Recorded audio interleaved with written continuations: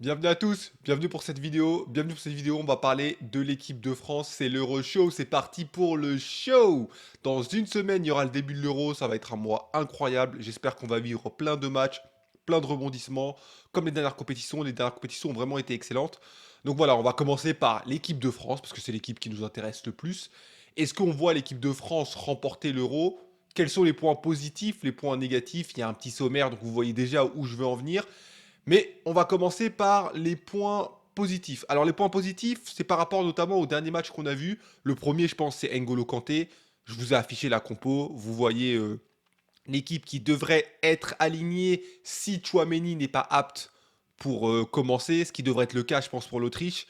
Et alors, la seule point d'interrogation que moi j'ai, c'est est-ce que on met Saliba, est-ce qu'on met ou pas Mécano? Personnellement, je mets Saliba tous les jours. Je préfère mille fois mettre Saliba. Saliba, il est en confiance, ça se voit sur le terrain, ça se voit quand il regarde ses partenaires. J'ai plus confiance en Saliba qu'au pas Mécano, que j'ai déjà vu faire des dingueries cette année. Je parle de cette année, il en a toujours fait et il a su aussi être très solide par moment, mais je trouve que dans l'ensemble, je serais plus rassuré si c'est Saliba Konaté que si c'est Upamecano Konaté.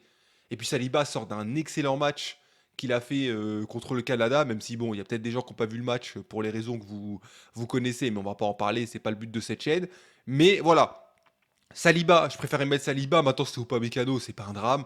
Voilà, en tout cas, on a trois défenseurs centraux de très haut niveau. Je pense que c'est important, c'est très intéressant. Koundé côté droit, parce que je préfère mettre Koundé que Klose pour l'instant. C'est pas que Klose il est mauvais, Klose c'est un bon joueur, mais c'est que dans l'aspect défensif, je trouve qu'il est moins bon.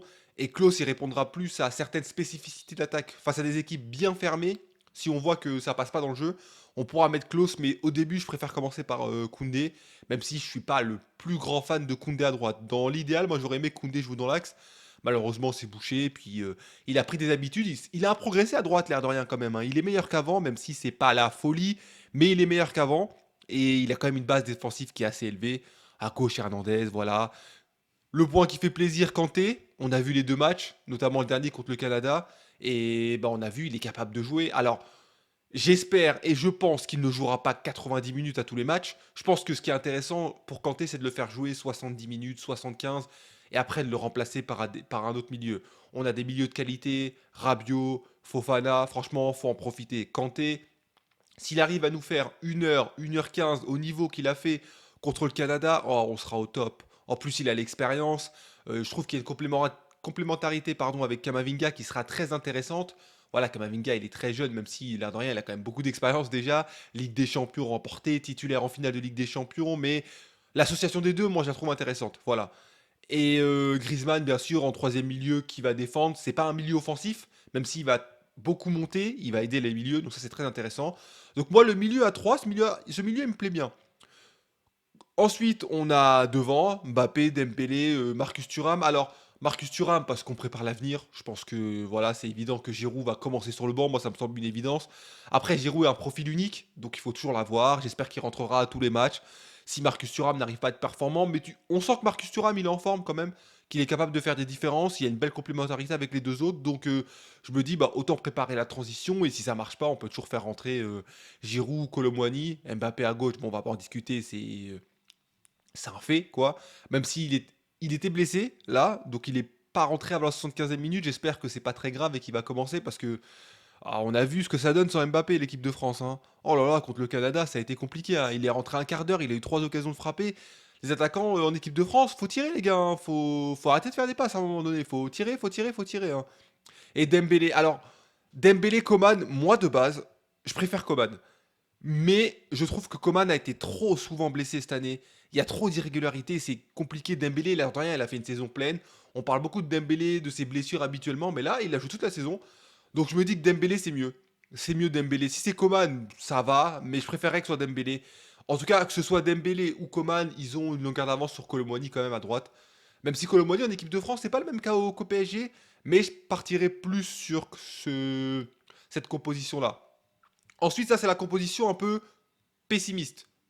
Je vous fais une compo ultra optimiste.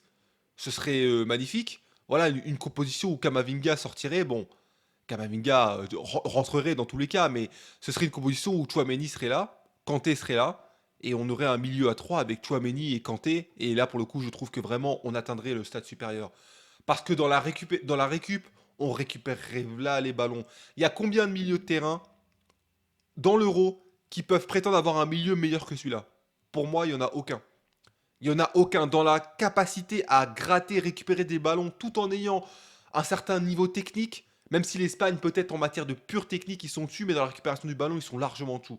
Ce milieu de terrain, je le trouve incroyable. Vraiment incroyable. Donc si on pouvait aligner ce milieu de terrain, encore une fois, une composition très optimiste, mais oh là là, ce serait bien. Et je pense qu'à partir du deuxième ou du troisième match, ce serait possible. Faisons un scénario idéal. L'équipe de France se qualifie au bout de 2 matchs. Donc ça permet de faire intégrer Chouameni au troisième match, parce que j'imagine que Chouameni ne jouera pas contre l'Autriche. On teste la compo au troisième match avec Chouameni Kanté. Ça permet de se roder et de commencer à partir des quarts de finale, je crois. L'Euro, c'est qualification directement pour les quarts de finale, si je dis pas de bêtises. Et là, on aurait le milieu à 3 avec Kamavinga qui peut rentrer, avec Rabiot qui peut rentrer, avec Fofana qui peut rentrer.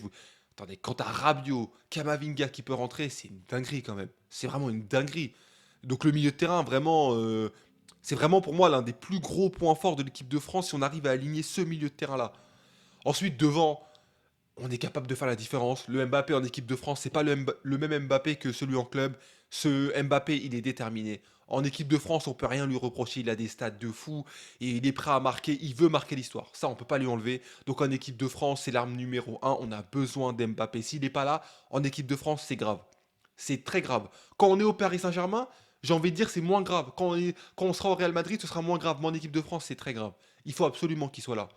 Donc Mbappé, Dembélé qui est en belle forme, Marcus Thuram comme on l'a dit, qui est en belle forme. Après ça peut être Giroud, encore une fois, ça peut être Kolo Muani sur certains matchs, faire tourner un peu la concurrence, etc. Il n'y a pas de souci du moment que Mbappé soit préservé quand il le faut, que Dembélé et Coman jouent d'une concurrence qui permet à Dembélé d'être efficace tout en se disant si je joue moins bien, bah Coman peut prendre ma place. C'est aussi important. Pareil pour Chouameni, pareil pour Kanté.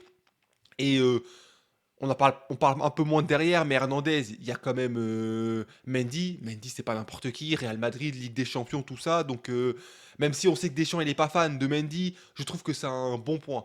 Après, pour en venir directement à ce que je pense, est-ce que cette équipe de France est capable de gagner l'Euro? Largement. Ça, je vais rien inventer en disant oui. Mais maintenant, je pense que il y a très peu d'équipes qui ont plus d'assurance que l'équipe de France. C'est bien de parler de l'Angleterre, de l'Italie, de l'Espagne, etc. On peut y revenir si vous voulez, mais je trouve que toutes les équipes, il y a des trucs qui vont pas. Dans des secteurs de jeu, que ce soit la défense, le milieu de terrain, il y a toujours un problème, voire même l'entraîneur, parce que je pense à l'entraîneur quand je pense à l'Angleterre, hein. Désolé, j'ai du mal à imaginer une équipe remporter l'Euro avec Gareth Southgate comme entraîneur. Les choix qu'il fait, j'arrive pas à comprendre. J'arrive pas à comprendre. Bref, c'est pas le sujet de l'Angleterre, mais c'est pour dire que toutes les équipes, il y a un défaut. Pour moi, l'équipe de France, c'est l'équipe qui a le moins de défauts sur le papier. Ça veut pas dire qu'ils en ont pas, mais ils en ont moins que les autres. Après, le point qui me dérange le plus, c'est plus les incertitudes liées aux blessures. Là, Chouameni, on sait pas. Mbappé, il est un peu touché. Coman, il revient de blessure. C'est plus ça qui va peut-être faire qu'on va se la prendre à l'envers. Entre guillemets. Mais sinon, dans l'aspect pur du jeu, c'est l'équipe qui pour moi a le plus de garanties. Donc pour moi, je la mets dans un top 2 des vainqueurs de l'Euro. Si je devais donner que 2 équipes, l'équipe de France en fera partie. L'autre équipe, j'en parlerai plus tard, mais l'équipe de France en fera définitivement partie. Donc voilà, on espère qu'on verra des beaux matchs. Les matchs qu'on a vus contre le Canada, contre le Luxembourg, c'était pas incroyable. Maintenant, les matchs de préparation, ça veut rien dire. Les joueurs, ils sont là, ils jouent à moitié, ils veulent pas se blesser. Contre le Canada, on a vu. Allez, c'est pas que les joueurs, il y avait des joueurs qui avaient plus envie que d'autres, etc. Mais ce sera pas la même chose en compétition. L'équipe de France, on peut pas nous l'enlever. Quand la compétition elle commence, on devient solide. On défend en bloc, on attaque en bloc. Les joueurs, ils sont déterminés. Donc moi, vraiment, ce que j'ai vu en préparation, je suis pas très inquiet. Je suis pas très très inquiet. Dites-moi ce que vous en pensez. Qui vous alignez? Est-ce que vous mettez la même compo que moi? Est-ce que vous mettez quelqu'un d'autre? On en discute et je vous dis à la prochaine. Peace!